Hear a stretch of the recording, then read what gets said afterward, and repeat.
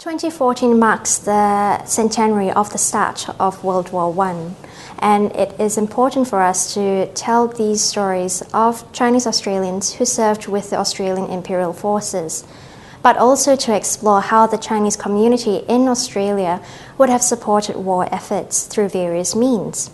This gives us the opportunity also to work with families who may not have realized that they do have someone who served in the Australian Imperial Forces or who would have had a huge part to play in the war.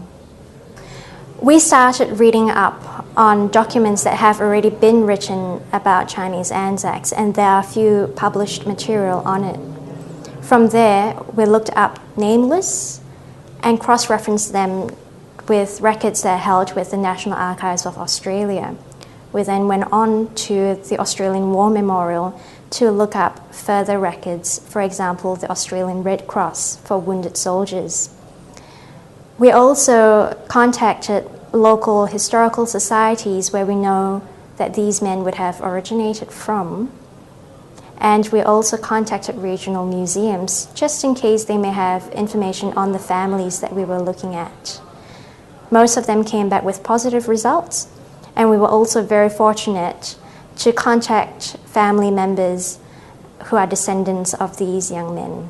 We also looked at newspapers through the search engine Trove on National Library Australia's website, but we also looked at the Tongwa newspapers that were published in Sydney and are currently held in the State Library of New South Wales, because they gave us a different perspective of what Chinese businesses were doing for the war efforts, and we found that a lot of them actually supported fundraising efforts and even established trust funds for returning soldiers within the Chinese community. Most of the time when we think about Chinese stereotypes, especially those in Australia, we would think that they are miners or merchants, that they were sojourners coming in and leaving once they've made a fortune, and also that they were quite petite people. However, our research suggests that that was completely the opposite for our Chinese Anzacs.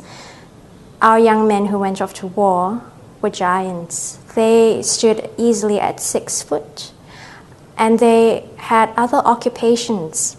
For example, one was a blacksmith in Beechworth, and another was a bacon curer.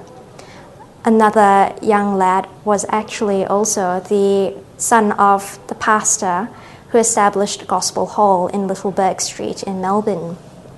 So these are some of the examples that we found that broke down the stereotypes of the Chinese in Australia, which we hope would resonate through this exhibition.